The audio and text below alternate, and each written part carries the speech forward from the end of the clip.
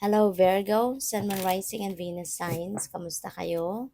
Sana po'y nasa mabuti kayong kalagayan. Welcome back po sa Star Tarot. At kung bago kayo rito, welcome din po kayo. Please subscribe, like, share my videos, and leave me a comment kung nakaresonate kayo. So first card ninyo, pay bills. Ayan, so baka meron kayong mga bills na hindi pa nababayaran, no? So this could be a reminder para sa iyo na baka ano na yan, may mga due date na, no? Or malapit na ang mga due date. Kaya po pwede rin na ang iba sa inyo, baka naglilista na or chinecheck na yung mga listahan ninyo ng mga babayaran. But for others of you, siguro nakapagbayad na, or siguro na-settle nyo na yun at ngayon maybe a-arrange ka na lang siguro, kinikip mo na yung mga resibo, ng inyong mga binayaran. Job offer, may trabaho, no, na nag-aantay sa'yo. Meron, pwede, no, na kung meron ka ng dating trabaho, may existing trabaho ka na, baka ngayon, merong bagong offer.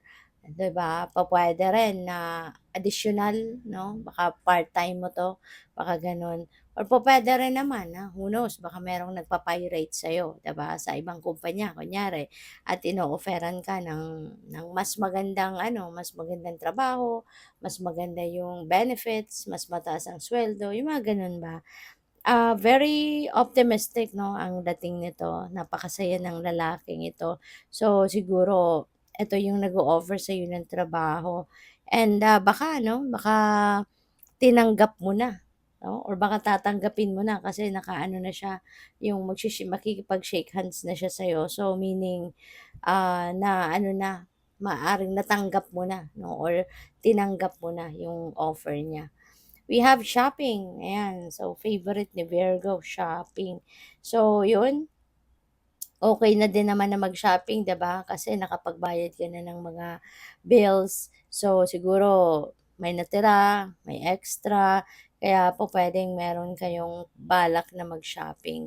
And, probably 'no, yung shopping mo hindi para sa'yo, but para sa puwedeng para sa parents mo, 'di ba? Maaaring ipagsa-shopping mo sila, maaaring mga grandparents mo 'to, puwedeng gano'n at iti-treat mo sila 'no, at ipagso-shopping mo. So, have fun. So, tingnan natin kung ano pa ang ganap. And by the way, maraming salamat for subscribing. And if you haven't subscribed yet, subscribe na kayo.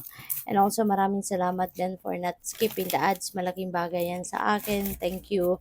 And also, please click the join button sa baba ng video kung gusto po ninyo na mag-join kayo sa membership. Salamat po. So, next message ninyo, we have temperance. So, temperance is about patience. This is also about healing. So, maaring yun ang mga mangyayari, no? Sa'yo sa ngayon. Pwedeng you are going to realize this time, no, na kailangan mong magpasensya, kailangan mong mag-practice ng patience kasi hindi lahat ng gusto mong gawin talagang mangyayari, no, according to kung ano yung kagustuhan mo or according to how you want it to happen, 'di ba? Pupuwede rin na ang iba sa inyo dito Virgo is, siguro nagkakaroon din ng mga problema, problema sa katawan, baka may mga physical ailments, may mga physical issues, health issues, ganyan. Pero kung meron man, pupuwede 'no, na maka-receive na kayo ng healing energy, maaaring nagdadasal din kayo talaga for healing, aside from siguro nagpapagamot kayo sa doktor, pero at the same time 'no, maaaring kayo ay talagang nagdadasal 'no, na padalhan kayo ng healing energy ng divine. Kaya maaari 'no, na makakaramdam na kayo ng pag-improve ng inyong kalusugan, pag-improve ng inyong katawan, pag-improve ng kalagayan ninyo, in terms of your, health. We have Six of Cups, pupuwedeng merong reunion dito na magaganap, maaaring merong uuwi 'no, pupuwedeng ikaw 'no, yung uuwi.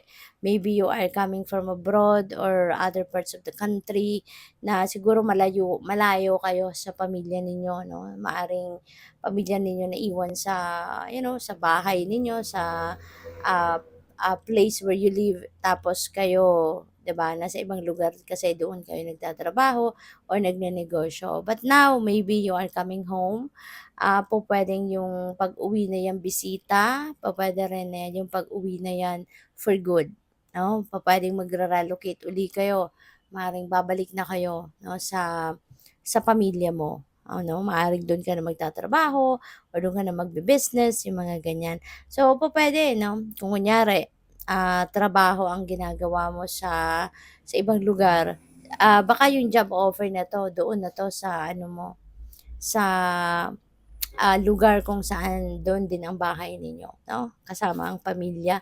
So, baka nandodoon itong job offer na 'to kaya siguro uwi uwi na kayo for good na 'no. So, pupuwedeng gano'n ang ganap. So, what else? We have judgment. May panawagan sa inyo dito si Archangel Gabriel na, um, bigyan mo na ng panahon 'no, yung sitwasyon sa buhay mo na maaaring nane-neglect mo 'to or hindi mo talaga sadyang hindi mo talaga 'to pinapansin.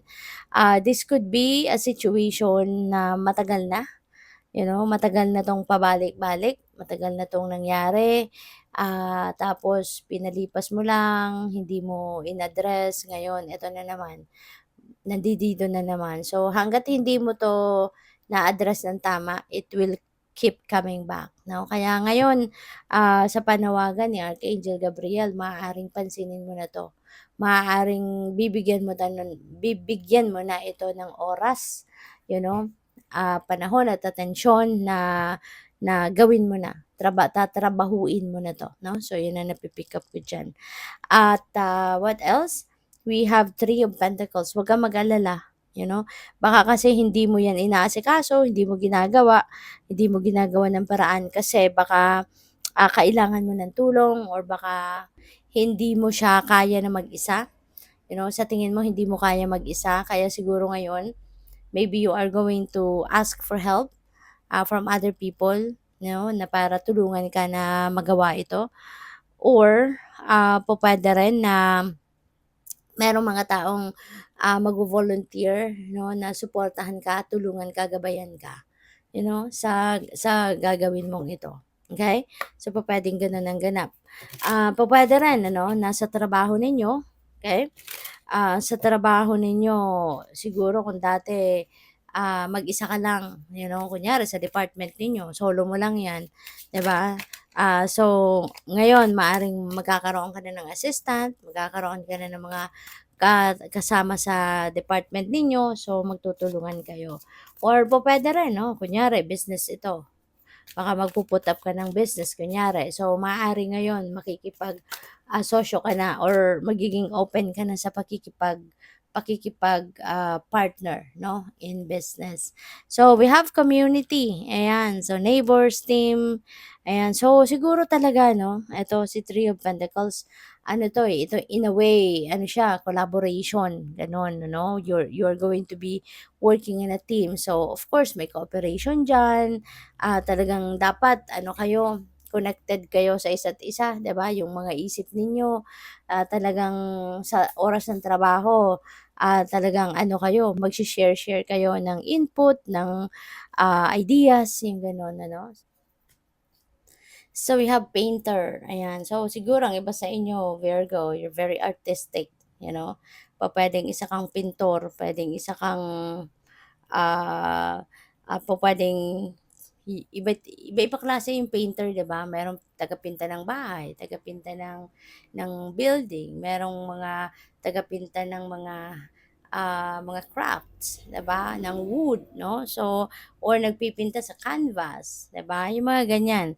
So, iba-ibang klase. So, maaari 'no, na meron kayong gano'ng talento at, baka ito yung isa sa mga career ninyo. Kasi maaaring, hindi lang isa, meron akong napi-pick up dito na this could be your, isa sa mga career ninyo. Kasi feeling ko meron kayong ibang ginagawa pa, maaaring nagnenegosyo ka or maaaring nag-iempleyo ka, and at the same time meron kang ding sariling yung ikaw mismo yung parang, um, sarili mong racket 'no, and maybe that is painting, yung may ginagawa ka on the side, parang gano'n din ang ganap dito or it's the other way around 'no. Pupuwedeng yung pagiging pintor mo, maaaring 'yan ang full-time job mo, 'di ba? And, on the side meron kang negosyo. So, pupuwedeng may gano'ng ganap din ang iba sa inyo. But yes, hindi malayo 'no na maging,